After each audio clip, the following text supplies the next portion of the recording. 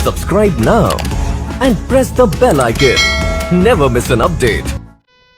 Hello and welcome to all in this beautiful session of reading comprehension with descriptive. Her Saturday हमारा ये सबसे special session होता है as you all know, क्योंकि ये special session इसलिए ना, हर सैटरडे की एक सीरीज चल गई है, एक्चुअली रीडिंग कॉम्प्रिहेंशन की सीरीज ही चल गई है। हर सैटरडे हम कुछ ना कुछ नया पैसेज यहाँ पे सीखते हैं, क्वेश्चन सॉल्व करते हैं विद डिस्क्रिप्टिव टिप्स। यानी डिस्क्रिप्टिव पता है क्यों लिखा हुआ है? क्योंकि रीडिंग कॉम्प्रिहेंशन से हम एक आइडिया लगा लेते हैं कि इंट्रोडक्शन पार्ट क्या होता है पैसेज का, उसका मैसेज कंटेंट क्या होता है, यानी बॉडी जो अंदर हम लिखते हैं उसमें क्या मेंशन करते हैं, और एट द एंड यानी कि कंक्लूजन में क्या लिखते हैं। तो उन पॉइंट्स को हम रिलेट करते हुए डिस्क्रिप्टिव भी साथ में सीखते हैं। तो फटाफट से सेशन को कर दीजिए शेयर और बाकी पेरेंट्स को बोल दीजिए कि भाई 10:30 बज चुके हैं, अब फटाफट से सेशन को ज्वाइन कर लेना है। अब हम आगे बढ़ेंगे विद ईद। आज है ईद, तो आप सभी को मेरी तरफ से ईद की बहुत बहुत मुबारक। और आप लोग अच्छे से सेलिब्रेट करिए और एक दूसरे के घर जाते हैं, सेवैयां खाइए, थोड़ी सी मुझे भी खाने को मिल जाएंगी, है ना। तो सेवैयां अच्छे से एंजॉय करिए और बहुत ही अच्छा फेस्टिवल है ना। पर्सनली फॉर सेवैयां तो ये तो एक मेरा एक फेवर है क्योंकि मुझे पसंद है। तो ईद जरूर अच्छे से सेलिब्रेट करिए। तो happy to all of you once again. Moving further with today's summary. आज हम क्या पढ़ने वाले हैं? देखो आज हम क्या क्या पढ़ने वाले हैं ये हम देख लेते हैं कि इसमें हम डिस्कस करेंगे about the thought of the day. तो आज आप लोग मुझे अपने लिख करके देंगे, ये आज आपका काम है कि थॉट ऑफ द डे आज आपके क्या क्या पॉजिटिव थॉट्स हैं, what you have done positive और व्हाट यू थिंक, वो आज आप मुझे कमेंट बॉक्स में लिख के दिखाइए। Very good morning everyone, Riya, Niharika, Vihaan, very good morning. तो थॉट ऑफ द डे तो आज आप मुझे बताएंगे, टुडेज वर्ड मैं खुद आपको बताऊंगी एंड क्वेश्चंस करेंगे हम पैसेज के साथ, है ना। पैसेज होगा आपके सामने, आप सभी को पता है, पैसेज साथ में रीड आउट करेंगे, ठीक, उस पे बेस्ड हम क्वेश्चंस करेंगे एंड देन होमवर्क क्वेश्चन, जो कि लास्ट आपका होगा होमवर्क क्वेश्चन, राइट एवरीवन। तो फिर भी थॉट ऑफ द डे, ये हमने कल भी एक चीज सीखी थी, ये मैंने आज इसलिए लिया है कि strive for progress not perfection, ठीक है। परफेक्शन देखो अपने आप से आ जाता है जब आप हार्डवर्क करते हो, तो you should strive for progress only. So हम स्टार्ट करते हैं अपने दिन की शुरुआत, अपने सेशन की शुरुआत with this beautiful morning, with this beautiful code and do not forget with your smile, right. तो एक स्माइल, हम जब सुबह उठते हैं, मैंने बार बार यही बात बोली है कि स्माइल करते हुए उठो, कि थैंक गॉड कि गॉड ने हमें आज एक नया दिन दिया, it's a new day to start anything you want to, right. चलिए स्टार्ट करते हैं सेशन को with this vocabulary and today's vocabulary is turbid. Turbid क्या होता है? टर्बिड का मतलब होता है it's kind of a liquid that is very cloudy opaque. Liquid है यानी जैसे वाटर होता है ना, पानी, है ना, जो पानी होता है क्लाउडी ओपेक, है ना, और थिक विद सस्पेंडेड मैटर, है ना। तो क्लाउडीनेस जहां कहते हैं लिक्विड जिस चीज में आपको सॉल्यूबल जो होता है ना, जो मिक्स हो जाता है तो हमें दिखता नहीं है, there is a opacity, opaqueness, haziness, cloudiness, तो वो क्या हो जाते हैं सिनोनिम्स, उसे हम बोलते हैं टर्बिड, जिसमें आप ट्रांसपेरेंट ना देख सके। एंटोनिम्स क्या है? क्रिस्टलाइन, क्लियर, और you can say crystal clear, जो आर पार देख सके, ट्रांसपेरेंट हो, ठीक है, तो वो उसका एंटोनिम हो जाएगा। अब हम आगे बढ़ेंगे सेंटेंस की तरफ कि brown barges butted slowly through the turbid water. Turbid water क्योंकि वो मडी वाटर जैसे नहीं होता है कि एकदम क्लियर वाटर नहीं दिख रहा है, तो वो उस वाटर से वो प्रॉपरली पास नहीं हो रहा था। तो I hope this word is clear to you all. Hopefully ये नया वर्ड है आप लोगों के लिए, क्योंकि क्लाउडनेस, ओपेकनेस, ओपेसिटी ये वर्ड्स तो हम जानते हैं, लेकिन टर्बिड वर्ड्स में कहीं ना कहीं हम कंफ्यूज हो जाते हैं। तो I hope this word is clear to you all now. Clear है? आगे बढ़े। अब बिना किसी देरी के हम जल्दी से पैसेज की तरफ बढ़ेंगे। So are you all ready? Are you all ready? अगर रेडी हैं जस्ट कमेंट बॉक्स सेक्शन में यस और सो सॉरी, एक्सक्यूजेस, है ना, हो जाता है, थोड़ा सा वेदर भी ऐसा है ना, इस वजह से गर्मी में मुझे सर्दी जुकाम हो रहा है। सोचो पूरी विंटर निकल गई और मुझे सर्दी जुकाम नहीं हुआ, ठीक है। सो रेडी है? कमेंट बॉक्स में जल्दी से मुझे बताइए। स्टार्ट करेंगे विद दिस पैसेज। पैसेज आपके सामने है, इसको रीड करेंगे मैं और आप दोनों लोग, ठीक है। तो चलिए देखते हैं कि पैसेज एक्चुअली किस बारे में है। आप लोगों को 1 मिनट देती हूँ, जल्दी से रीड आउट करिए। थोड़ा सा बोर्ड से मैं साइड हो जाती हूँ, उसको आप पढ़िए, everybody fast. Once you have done reading, let me know in the comment box section. फिर उसी पे बेस्ड हम क्वेश्चंस करेंगे। और ऐसे पढ़ना है पैसेज की दोबारा हमें पैसेज की तरफ लौट के ना आना पड़े, है ना। पढ़िए इसको।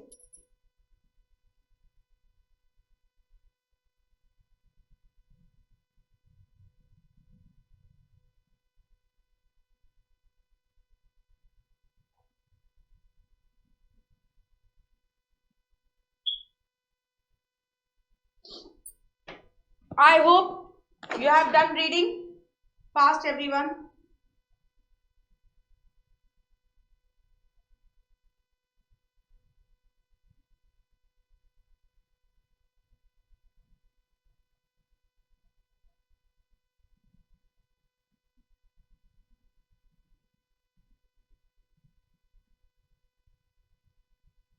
चलिए, we have inherited the tradition of secrecy.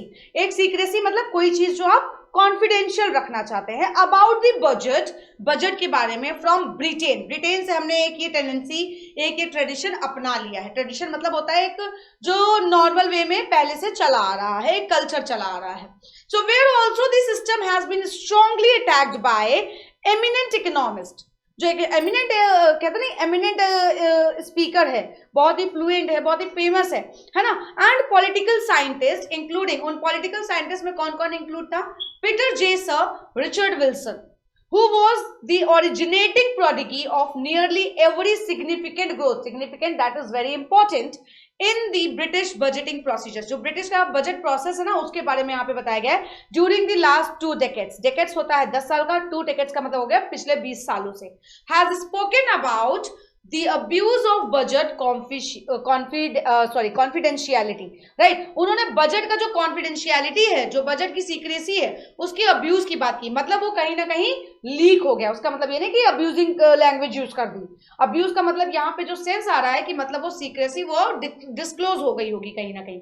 So the problems of long term tax policy should surely, जो ये प्रॉब्लम है लॉन्ग टर्म टैक्स पॉलिसी की, it should surely be debated openly. मतलब इसके बारे में प्रॉपर एक डिबेट होनी चाहिए openly on the facts on the table, कि भाई ऐसा क्यों हो रहा है। इन माई एस्टिमेशन, मेरा ये अनुमान है कि ऑल गवर्नमेंट, जितनी भी सरकारें हैं, should have just the same onus. Onus मतलब होता है रिस्पॉन्सिबिलिटी, ONUS, ओनस का मतलब होता है रिस्पॉन्सिबिलिटी यानी कि जिम्मेदारी, to publish their spending policy, कि अपनी स्पेंडिंग पॉलिसी यानी जो बजट है उसको पब्लिश करें। इंडीड दिस ऑब्लिगेशन, ऑब्लिगेशन मतलब प्रॉब्लम है, to public taxation policy is really essential, that is very important for the control of public expenditure. जो पब्लिक एक्सपेंसेस हैं उनको कंट्रोल करने में हेल्प रहेगा। In order to get realistic taxation implications, तो मतलब जो हमें एक रियल वैल्यू पता चलेगी कि रियली में कितना टैक्स इंपोज हो रहा है, ठीक है। Realizing that democracy flourishes best on the ideologies, मतलब ये चीज रियलाइज करना है, जो डेमोक्रेसी है वो फ्लरिश करेगी ना। What do you mean by flourish? Flourish का मतलब होता है to be strong and healthy, है ना, कि भाई कोई चीज जो बहुत स्ट्रॉन्ग और हेल्दी हो on the ideologies of open government। more and more democracies are having an open public dispute। बहुत ज्यादा डेमोक्रेसी तो आप सभी जानते हैं, they are having an open public dispute, मतलब arguments, है ना, on budget suggestions before announcing the appropriate bill in the legislature। मतलब proper bill, appropriate bill announce करने से पहले ही उसमें कुछ बजट सजेशंस के लिए क्या हो रहा है, डिस्प्यूट हो रहा है, आर्ग्यूमेंट्स हो रहे हैं। लास्टली बोला गया है इन द यूएस यानी कि यूनाइटेड स्टेट्स में, the budget is conveyed in a message. मतलब बजट क्या कैसे कन्वे किया जाता है, एक मैसेज में कर दिया जाता है convey by the president to the Congress, Congress को, which comes well in advance of the date when the bill is introduce in the Congress. तो जब बिल जो है कांग्रेस में इंट्रोड्यूस किया जाता है वो उससे पहले ही एक मैसेज फ्लोट कर जाता है by the president to the Congress. In Finland कैसे होता है? फिनलैंड में क्या होता है, the parliament and the people are already conversing in June. The tentative modest मतलब बहुत सिंपैथेटिक कहते हैं, है ना, suggestions which are to be familiarized, मतलब फेमिलियर हो जाए, नोन हो जाए in the Finnish parliament in September. Every budget contains a cartload of figures in black and white. Her budget में ये होता है भाई कि एक ब्लैक एंड व्हाइट फिगर्स होते हैं कि इतना एक्सपेंसिव सारी चीजें, बजट तो समझ रहे हो ना, पूरे भारत का बजट, हम लोग अपने घर का बजट बनाने में आपको आ जाती है ना। तो ब्लैक एंड व्हाइट, लेकिन जो डार्क फिगर्स होते हैं वो क्या रिप्रेजेंट करते हैं, myriad lights and shades of India's life. देखो भारत की लाइफ का मतलब समझो, इंडियाज लाइफ, इंडियाज लाइफ का मतलब यहाँ पे होगा कि बजट इसलिए बनता है कि इस साल कहाँ कहाँ क्या क्या एक्सपेंस होने हैं, कहाँ से कितना टैक्स लेना है, कहाँ पे क्या चीजें ध्यान है, तो कहीं ना कहीं वो भारतीय जीवन ही तो है. And the contrasting terms of poverty and wealth, मैंने बताया ना, पॉवर्टी गरीबी, कहाँ पे ज्यादा अमीरी है, एंड ऑफ ब्रेड, ब्रेड मतलब रोजी रोटी जिसे हम बोलते हैं, so dear and flesh and blood so cheap, the deep tints of adventure and enterprise and man's ageless struggle for a brighter morning. एक अच्छी सुबह के लिए जो एजलेस मतलब ना दिन देखना ना रात देखना, अपनी उम्र से ज्यादा ही क्या करना, स्ट्रगल करना. ठीक है. The union budget should not be an annual scourge, but a part of presentation of annual accounts of partnership between the government and the people. That partnership would work much better when the ridiculous मतलब जो हास्यप्रद होता है ना, confidentiality is substituted by openness and public consultations, resulting in fair laws and people's acceptance of their moral duty to pay. I hope this passage is clear to you all. This passage is totally related to the budget, it's expenses, उसकी जो confidence जो confidential file होती है, उन चीजों को लेकर के यहाँ पे बात की गई कि कैसे पब्लिक में उसको पब्लिश किया जाए. Is that clear? Now moving further with the question parts. Now here is the some questions जो आपको पूरा ये एग्जाम बेस्ड है. You will get 10 to 12 questions. ये आईबीपीएस पीओ मेंस से रिलेटेड पैसेज है. मैं बता दूं क्लियरली, ये आईबीपीएस पीओ मेंस में इसी से रिलेटेड आपको क्वेश्चंस देखने को मिलेंगे. ठीक है. इस ऐसे ही पैसेज इकोनॉमी और पॉलिटी से रिलेटेड पैसेजेस ज्यादा आते हैं आपके मेंस के एग्जाम में, आप देखो. ठीक है. इवन प्री में भी आपके आ जाता है, लेकिन वो पैसेजेस थोड़े से शॉर्ट होते हैं. ठीक. तो फर्स्ट क्वेश्चन आपके सामने रहा. टाइम स्टार्ट होता है, आप जल्दी से बताइए. Fast everyone. It will be a time of 20 seconds only. ये 30 seconds का टाइमर है, but still.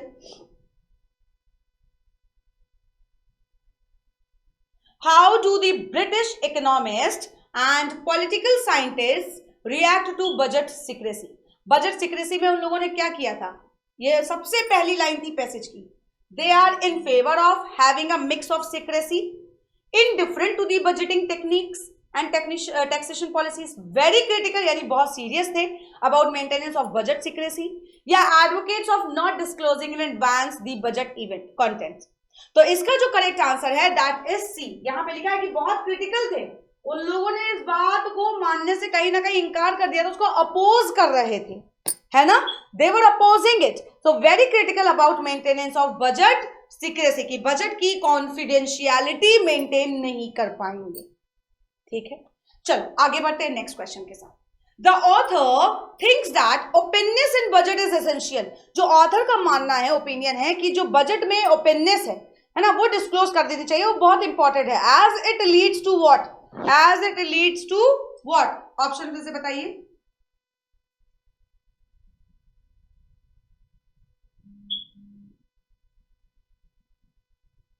Everybody fast.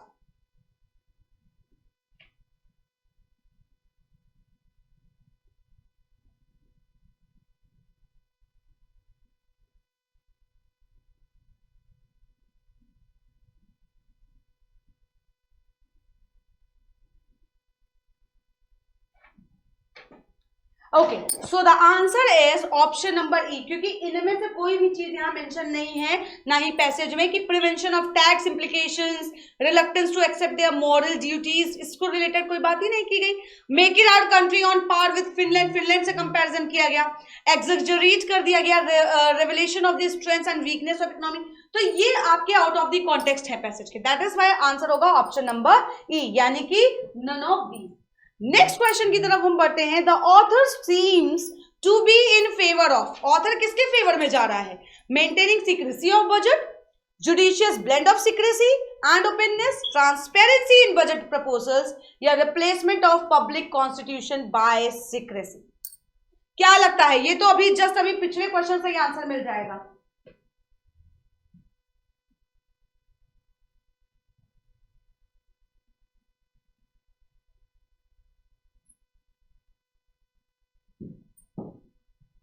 Okay, So what will be the answer?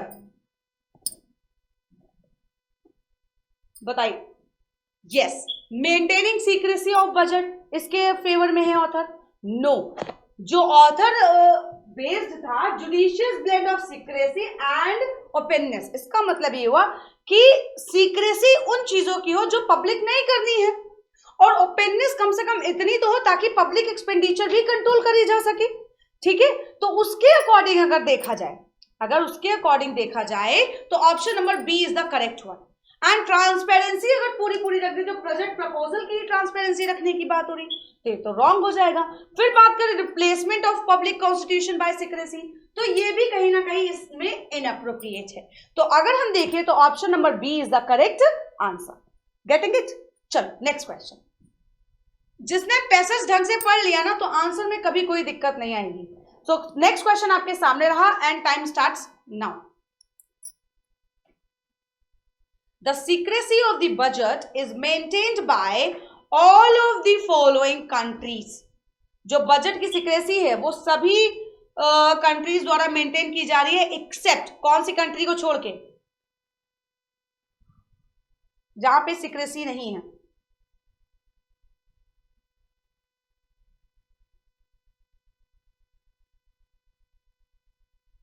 Okay, times up. तो देखो फिनलैंड में तो बताया गया है कि बजट प्रपोज कर दिया जाता है, पब्लिक कर दिया जाता है. यूएस की मतलब डिस्क्लोज क्या किया जाता है, कहां पे, प्रेसिडेंट को, मतलब वो पब्लिक एक्सपेंडिचर्स को देखने के लिए इस तरीके से. एक्सेप्ट यहां पे पूछा है, तो यूएस क्या करता है, यूएस के जो प्रेसिडेंट हैं वो कांग्रेस को एक मैसेज पहले फ्लोट कर देते हैं, है ना. ठीक, लेकिन भारत में ऐसा है, the secrecy of budget is maintained by all of the following countries. तो सिर्फ एक भारत ऐसा है, इंडिया ऐसा है जो बजट को सीक्रेट रखता है, एक्सेप्ट फिनलैंड एंड यूएस. मतलब यहां पे 1 और 3 फिनलैंड और यूएस को छोड़ करके India is the only country which maintains the secrecy of the budget and which maintains the confidentiality of the budget. ठीक है, तो यहां पे हमारा आंसर हो जाएगा इंडिया, सॉरी फिनलैंड और यूएस, क्योंकि यहां पे मेंशन क्या है, एक्सेप्ट विच कंट्री. ठीक है, इसके अकॉर्डिंग आपका आंसर क्या हो जाएगा, option number D, that is 1 and 3, यानी कि फिनलैंड एंड यूएस. ठीक है, now moving further with the next question. Which of the following statements is definitely true in the context of the passage. इस passage के according कौन सी statement एकदम true है. बहुत ध्यान से पढ़ना, टाइम आपके सामने है, फटाफट से आंसर करो क्योंकि पैसेज हमने अच्छे से पढ़ लिया है.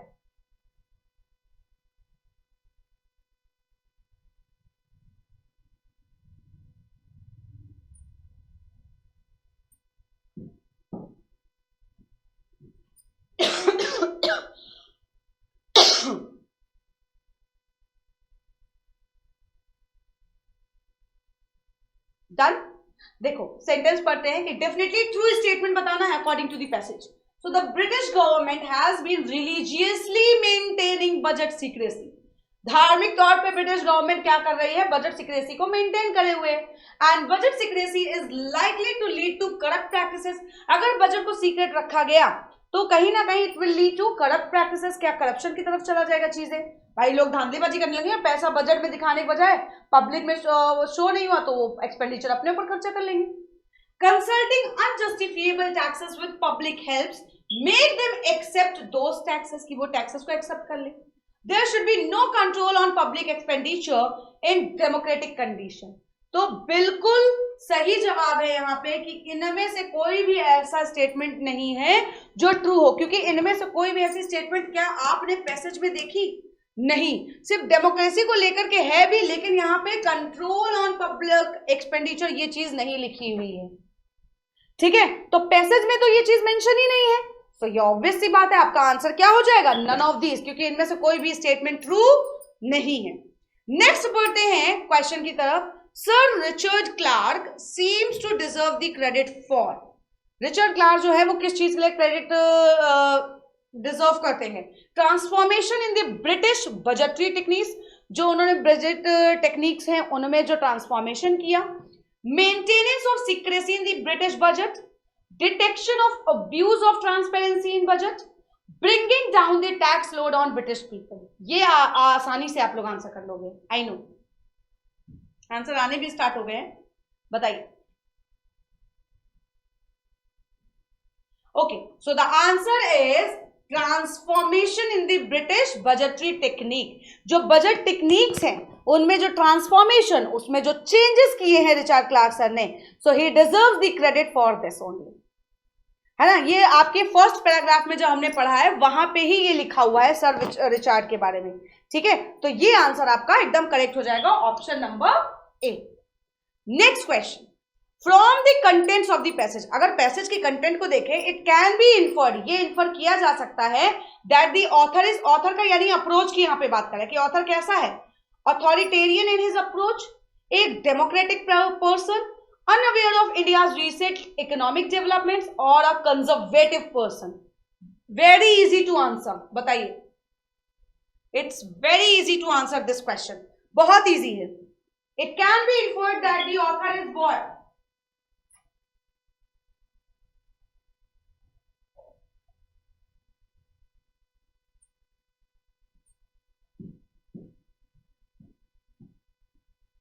Okay, time is running up guys, already 20 second से ऊपर हो चुका है।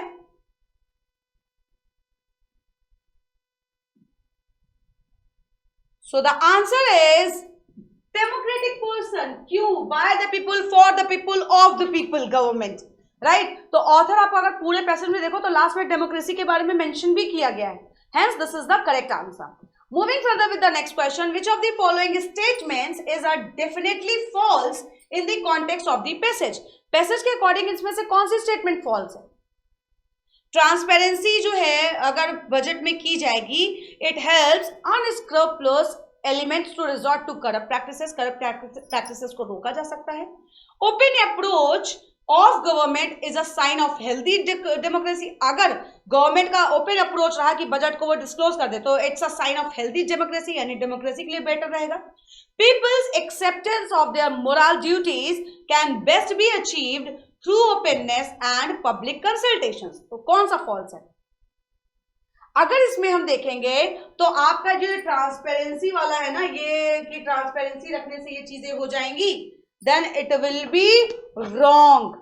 तो फॉल्स स्टेटमेंट जो इसमें होगा वो क्या होगा आपका? Option number A. ये बात समझ में आई कि नहीं आई? ये बात क्लियर हुई कि कैसे फॉल्स है? ठीक है, तो अगर ये आपको यहां पे देखना है तो आपका ऑप्शन नंबर ए जो हो जाएगा वो फॉल्स हो जाएगा। ठीक है, समझ में आया?